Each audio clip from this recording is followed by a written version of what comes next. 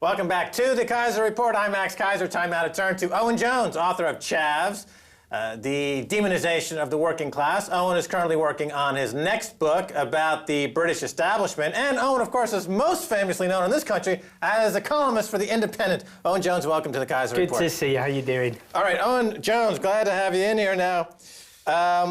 I wanted to talk to you first about a couple of data points that we've talked about on the show. George Osborne's welfare reforms will see £11.8 billion taken from housing benefits, while at the same time his Help to Buy scheme grants $12 billion in subsidies, roughly the same amount, for housing speculation. So what does this tell us about the government's prejudice, perhaps? I think it says quite a lot, unsurprisingly. I mean, if we look at this Right to Buy scheme, Help to Buy scheme, sorry, it's the makings of an absolute disaster, yet another unsustainable bubble. When you've got real wages at the moment going through the biggest squeeze since the 70s, and by the 70s we mean the 1870s, when you have a situation where your house building is at record lows since records began in the 1920s, and then you try and inflate yet another house price bubble, well, you know, this is something which will come down crashing on us as it has previously with previous disasters.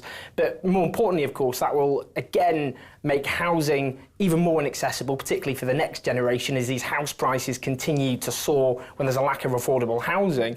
But if you flip, as you say, looking at these cuts to the welfare state, now when we talk about housing benefit, it's right, you know, taxpayers have every reason to be furious about the amount being spent on housing benefit. It's gone up by £2 billion under this government. It's now up to about £24 billion every single year. But the point is, it's subsidising private landlords charging extortionate rents. It's not lining the pockets of these tenants. And the reason housing benefit, the bill has just exploded in size, both under New Labour and the Tories, is because successive governments have refused to let councils build housing to replace the stock that was sold off in the 80s. Huge amounts of hundreds of thousands of council homes were sold off and not replaced, forcing people into the private rented sector where rents are much higher. The landlords charge extortionate rents, expects you and I, the taxpayer, to step in and subsidise them. So instead of cutting housing benefit, which at the end of the day will end up hitting the tenant because it will simply be passed on to the tenant in that way. What we should be doing is letting councils build housing, letting them borrow, which would create jobs, stimulate the economy, pay for itself as they get a stream of rent coming in, and bring down housing benefit. Even that loony lefty Boris Johnson, the Conservative Mayor of London, has supported that sort of approach. So what this shows is just an absolute disastrous approach to housing policy. When we do have a huge housing crisis in this country, 5 million people who are stuck on social housing waiting lists, when you have the number of families forced into the private rented sector, which is unregulated, insecure, high rents, the number of families has doubled in just 5 years. We have homelessness figures already soaring. These measures are going to make these problems a whole lot worse and won't deal with the housing benefit problem, if you like, which is why it does show a lot about the prejudices of this government, because they're not willing to support, if you like, some of the poorest people in society, but they'll create another unsustainable bubble to help try and bribe people, basically, in advance of the next election. Okay, I want to take every single word that you just said and condense it into one word: borrow. Now, borrow for a second. You were saying, oh, let's increase council housing. Let's allow for borrowing to take place. And of course, the government will say, well, we're already stretched on the borrowing front. We have too much debt already. However, when it comes to bailing out corrupt bankers, bailing out HSBC, caught money laundering for drug terrorists, or bailing out Barclays or Lloyds or RBS, there's an unlimited amount of money available to be borrowed at 0.5 of 1%. So my question to you, since you're such a keen observer of these things, and I use some metaphors occasionally, I want your thoughts on this. To me, I would equate this to an interest rate apartheid, where if you're an insider in the city, you can borrow money at 0.5% and speculate all day long, creating housing that in turn becomes the property of greedy landlords. But if you're on the other side of the coin, if you're out there actually working for a living and you're short a few bob at the end of the month, you go to Wonga, and you pay 5,000% annualized rates of return. Is this idea of interest rate apartheid between these two elements of society, is that an appropriate metaphor, or is that too hard? Your thoughts? Well, it is just the first part of your question, just to knock the borrowing point on the head when it comes to councils. The whole argument is that you lift the cap on councils being able to borrow, but then you change our accountancy rules so they're in line with other Western European countries where borrowing by local authorities isn't included in the net national public sector borrowing figures. Again, Boris Johnson has made this point abundantly clear, but the point you're making about interest rate apartheid, if you like, I think is a really good one, and it boils down to this. Life just becomes far cheaper the richer that you are. And we have a situation where 1 million families have now been forced into the arms of these legal loan sharks who are exploiting the fact we're going through the biggest squeeze in living standards as I say, on record. We have 500,000 people in the 7th richest country on earth forced to rely on food banks, where you have, as charities show, like Save the Children, people having to choose between heating their homes and feeding their children, again in one of the richest countries that there's ever been on the face of the earth. And then in order just to make ends meet, to pay bills, to pay rent, to pay mortgage, a lot of these people are in work, but their rent, they can't simply cover their rent. And again, also on that, most people claiming housing benefit now, new claimants are people in work, but they can't afford to pay their rent. They're forced into the arms of these legal loan sharks. But then if you look, as you say... Like Wonga. Like Wonga being the most famous example. You've got also the Money Shop and a whole range of different companies sprouting out. Go to some of the poorest neighbourhood in this country and you'll see streets lined with legal loan sharks. But then you get these bankers, as you say, who can basically fiddle around with money at these ridiculously low, interest rates.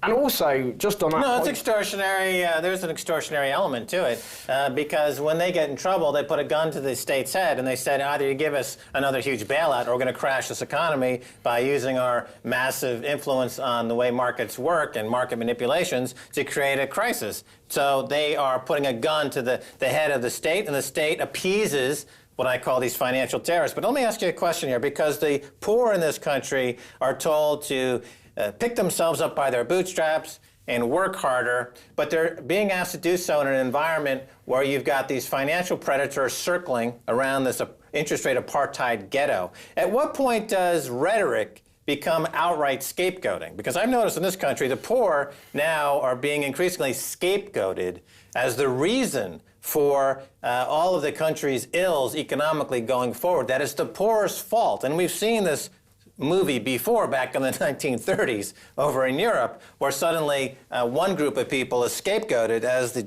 reason for all these troubles, and then we know where it goes from there. Again, am I being too over the top there, or is that something you observed? That's a very good point. And just to tie those two elements together, if we look at the Libor scandal, absolute outright fraud being committed. No, for the American audience, we would call that the LIBOR scandal. So LIBOR. But so it's okay, Jimmy, it's the right. LIBOR. I know you English people have trouble speaking American at times. It's my Northern English drawl, I'm afraid. I apologise. Well, continue, please. People are trying to knock it out of me. But the point about this LIBOR scandal is no one got sent to prison for that. But if you commit even the smallest bit of benefit fraud in this country, you get state benefits and maybe you get £10 cash in hand, you'll get the police knocking on your door and you'll face criminal charges. It's one rule for them and one rule for everybody else. And that scapegoating we've had in this country, where you've had a conscious effort to redirect people's growing and legitimate anger at the fact that living standards are falling year on year, away from those who caused the mess we're in, the crisis,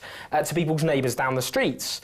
So they'll say if you're in a low-paid job, you're struggling to make ends meet, your tax credits are being slashed by the government, who do they get you to turn on? The unemployed, work-shy scrounger down the road. If you're someone in the private sector where pensions have just been absolutely decimated over the last few years, who do they want you to turn on? The nurse next door whose pension is still intact. We have it with immigrants now increasingly. The argument is always the same. We've mugged you, so why shouldn't we mug your less deserving neighbour?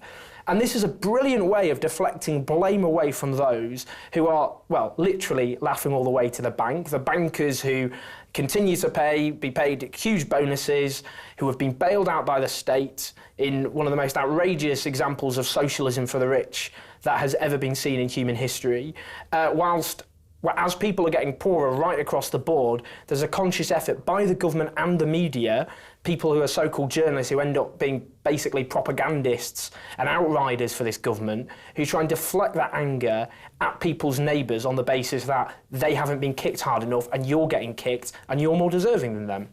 Well, speaking of scroungers, like George Osborne, you have a situation where the housing market crashed essentially in 2008, 2009 as part of the credit crunch. The scroungers in this case would be the big banks in this country and the housing developers who were sitting on bonds that were collateralized by mortgages. They were sold hundreds of billions of pounds worth of these mortgage-backed securities are sitting on their balance sheets.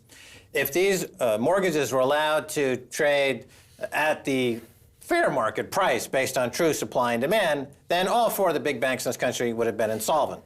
The government, they went scrounging to the government and saying, we need you to take all of our crap mortgages and to put it on the balance sheet of the Bank of England in exchange for fresh pounds that we'll put on our balance sheet and we'll say we're solvent. So in other words, the option of the aristocratic class is to simply take all their bad debt whenever they make a mistake, swap it for good stuff at the Bank of England, and then declare themselves solvent. So if the same option were available to the Council of States around Britain using the same technique, they would be able to take all of their Wonga debt and they could go to George Osborne, they could go to Mark Carney, the new Bank of England, and say, you take my Wonga debt. Get a bailout. Yeah, you take my Wonga debt. I want a fresh Treasury bill in pounds. Why is it, again, this is interest rate apartheid. Why do the scroungers in the City of London get to have this option of money at 0.5%, whereas everyone else is paying these extortionary rates, and they don't have that relationship? Why is the Bank of England only serving a few people? Why isn't it serving the country as a whole?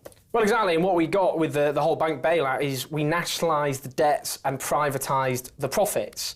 As I say, it's either socialism for the rich or it's corporate welfare, whichever way you put it. But when ordinary people get into a situation, working people or people who are unemployed or disabled people who've had their benefits taken away, when they are forced into such a state where they can no longer afford to pay their bills with rents which are out of control, energy prices, food prices, which are above even the rate of inflation in this country, then of course they can't go cap in hand to the government and be expected to be bailed out. Instead, they have to go to an unregulated legal loan shark sector to make ends meet and face interest rates which are absolutely astronomical. But this comes down to the nature of modern capitalism in the free market, which has become, frankly, a fraud. It's all subsidised by the state. Banks that have been bailed out, low wages which bosses pay and then expect the government to step in by paying tax credits, landlords who charge extortionate rents and then expect the state to step in and subsidise them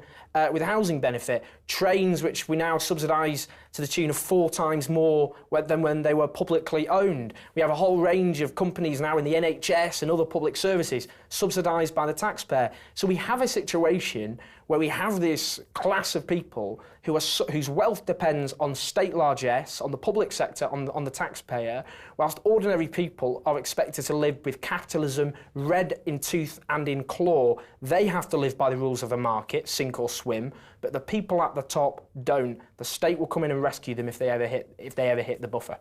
Owen Jones, columnist for The Independent. Thanks so much for being on the Keiser Report. It's a pleasure. All right, that's all the time we have for this edition of the Keiser Report with me, Max Keiser, and Stacey Herbert. I'd like to thank our guest, Owen Jones, author, journalist, and columnist. Did I mention that? At The Independent. And now he's a radio show host on LBC. If you'd like to get in touch, tweet us at Keiser Report. Until next time, Max Keiser saying bye, y'all.